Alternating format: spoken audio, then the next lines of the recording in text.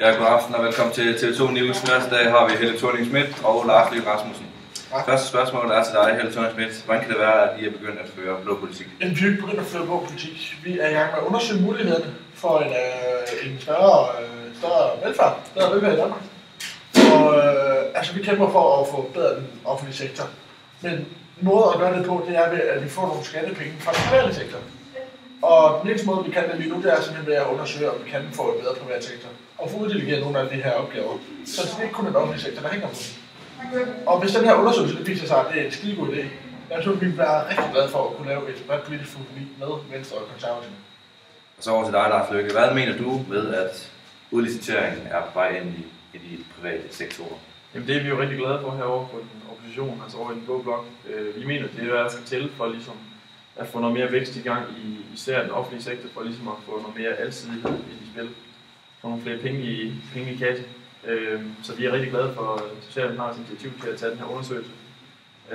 For ligesom at finde ud af, om det kan betale sig. Også med, men vi støtter helt sikkert over om forsøget her, og vil rigtig gerne have det ind i den private sektor. Hvad synes I så i Venstre om, at Bjarne Corydon udfører udliciteret politik? Jamen, det vi skulle egentlig, det er vi helt tilbage med. Det har vi ikke noget med. Jeg synes, det giver god mening, det jeg laver, men ja. Så Helle Thorning, hvis I ikke bliver genvalgt til næste valg, hvordan vil I så gennemføre jeres politik, når I har så svært ved det nu? Jamen vi håber lidt, at hvis vi mister vores mandat til statsministeriet efter næste valg, at Venstre vil være lige så åbenhjertet, som vi har været i vores regeringsperiode. Men at de også kommer med forslag, som vi kan være inde med, sådan at vi ikke bare bliver til blokpolitik, ligesom fra 01 til 11, hvor de sad på regeringsmagten. Men vi har svært ved det lige nu, fordi at vi er en meget bred regering. Vi har mange forskellige partier med. Nu er der så et af dem, der er forsvundet, men vi har stadigvæk vores forskel med de radikale. Og Enhedslisten er meget imod den private sektor. Så de er også ved at indgå et forlig med. Og det er simpelthen derfor, vi også laver så meget bredt politisk. Og det er simpelthen for at få gennemført det, vi nu tror på. Men Helle Thorning, hvordan kan du som rød regering overhovedet overveje at undersøge udliciteret til de private sektor? Jamen det er igen, som jeg forklarede første spørgsmål, det er fordi det er det bedste på den lange sigt. Hvis vi ikke har nogen penge til vores offentlige sektor, hvordan skal den så køre? Hvordan får vi så pengene til, at vi skal have den her perfekte velfærd, som vi gerne vil?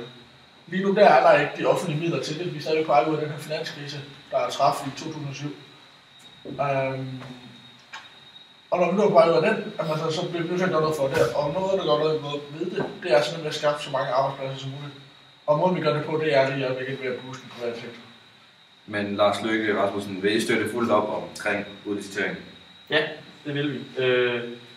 Der skal selvfølgelig nogle små ting på plads, men vi synes, det lyder som en rigtig god idé. Og vi mener, at det skal være en stor del af vækstpakken her i år. Faktisk helt op til 35% af den offentlige skal smides over i privat. Det vil vi egentlig være rigtig glade for, som hvilket svarer til ca. 40 milliarder kroner. Ja. Men Helle Thorning, hvordan kan I overhovedet finde på at bruge 4,5 millioner på at undersøge noget, der går imod jeres egen politik? Ja, fordi at igen, det går ikke så meget på vores egen politik.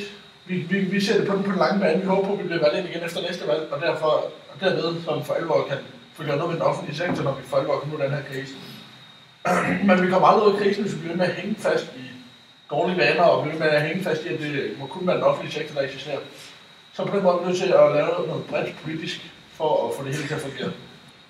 Tak til dig, Helle Thorning-Schmidt, og tak til dig, Lars Løkke Rasmussen. Fortsat god aften. Det var alt for TV2 News.